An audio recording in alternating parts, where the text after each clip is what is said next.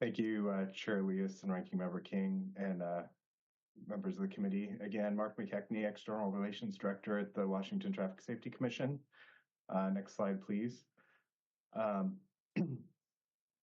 I am going to talk about some of our data that I think is relevant to this conversation that you just started with the troopers, looking at some crash-causing behaviors, particularly speeding and distraction, and what we know about them from a few different sources of information, particularly our statewide survey, our fatality data, um, and some telematics data, as well as looking at infractions from AOC.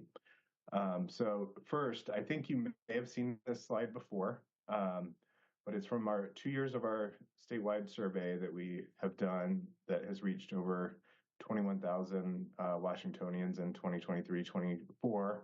And these are self-reported high-risk crash-causing behaviors and the rates at which people said that they have engaged in them at least once in the recent period. For impairment, it was within the last 12 months.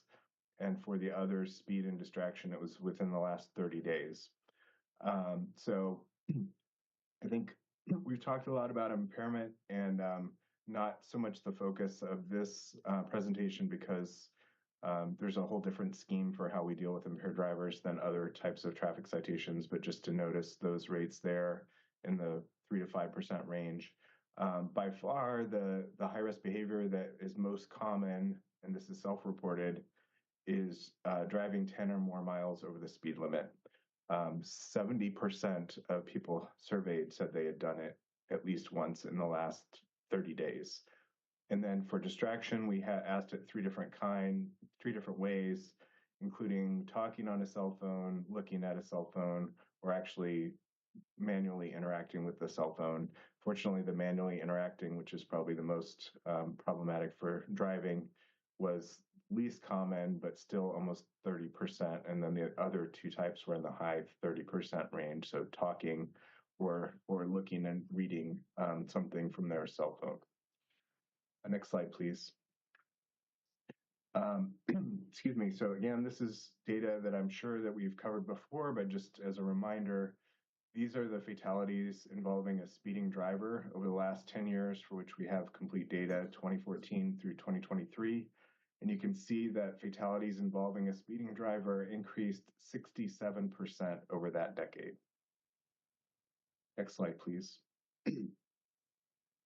Now, the picture around distraction is more complicated, partly because the legislature passed a new law in 2017 related to distracted driving, really expanding the definition of distracted driving to be more encompassing of all the different behaviors that we see, including some of those I've mentioned, with clear penalties for those. So fortunately, what you saw here was just in the year after the law passed in 2017, we saw a clear drop in the number of fatalities in 2018, and then that lasted for about 5 years. We don't really know why yet. We've seen the increase in 2023. There was definitely a noticeable increase in 2023, but still below the years we saw leading up to the change in the law in 2017. Next slide, please. So another really important tool that we've gained access to just in the last year or so are telematics data. There are a couple different ways that these are collected. The data that I'm going to present to you is collected through insurance apps. So it's anonymous data. We don't have any identifying information about drivers. And it is information they opted in to actually share with the provider. This gives us a large data set. We can look at all parts of the state, and it includes things like vehicle speeds, driver cell phone use, and hard acceleration and hard braking, which are often indicative of speeding and aggressive driving. Next slide, please. So I picked out a couple examples from our telematics data that we have found most interesting and illuminating. One of them is speed speeding by posted speed limit. And so you can see that while speeding 10 miles over on lower posted speed roads is very common, speeding above 15 is not, fortunately, on those roads. And then you see a very large percentage, or the percentage who are speeding at 15 to 20 over, increasing significantly on highways posted 55 to 65, and then it drops again at 70. The other thing I want to note is this doesn't mean that people are speeding at sustained speeds of 10, 20 or more miles over.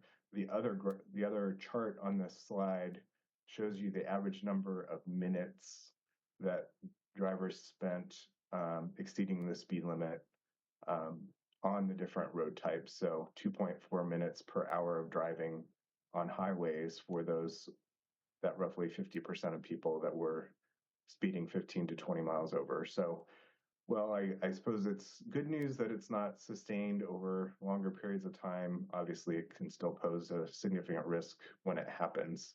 I guess the other relatively good news here is that the extreme speeding is less and for shorter periods of time on lower posted speed roads and significantly less on residential streets. You see there at only 0.2 minutes per hour of speeding. Next slide, please. This was probably one of the most interesting and new pieces of data that we gained from this telematics data, was actually seeing more broadly what distracted driving looks like on the roads. For those of you who may not know, we have historically done observation surveys where people go out and literally watch roads and use binoculars to look into cars and see how many people are using seatbelts and how many people are on their phones. So that is, at specific locations around the state at a point in time. And those percentages of drivers have ranged in the 7 to 9% range historically. But what we've seen through both our statewide survey and the telematics data is that distraction is much more common than we were able to detect from those observation surveys. So here, what you see that's really interesting is device use increasing essentially as speed limits decrease. So we see the most number of minutes, 1.6 minutes per hour of device use on residential streets, which is more than double the amount of time on highways.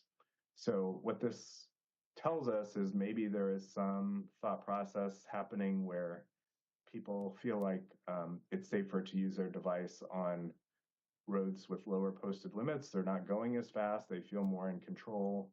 The problem with that logic is that it seems to be missing the fact that there are more likely to be pedestrians, bicyclists, children, dogs, and others on and around the roadways on these lower posted speed roads. So definitely a new angle on this information and certainly important for us to understand. Next slide, please. As I wrap up here, just also want to look at how citation rates changed during COVID and kind of plotting that against the changes in our fatality rates for the same behavior. So just on these two slides, we have the first one is citations for speeding recorded by AOC. And we know that this isn't complete for every jurisdiction, but we also know that it's relatively consistent from year to year. So it's useful for comparing annual rates across time. We can't assume that it's complete data, however. But what you see here, and especially looking at the low year for citations 2022, we saw that speeding citations decreased 39% from 2019, the year before the pandemic, to that low point of 2022. And during the same period, speeding fatalities speeding-related fatalities increased 67%. So we can't say that's cause and effect, but it's certainly interesting to see those two things side by side. Next slide, please. And then for distraction, again, it's a little bit more of a less clear picture, but we definitely saw, as with all citation types, significant drops during the pandemic. There was, a big drop from 39,000 citations annually in 2019 to 20,000 in 2022. You can see that the distracted driving related fatalities were more flat and more up and down year to year up until 2023 so the year 2023 was a 14% higher in terms of fatalities related to distraction than it was pre-pandemic in 2019.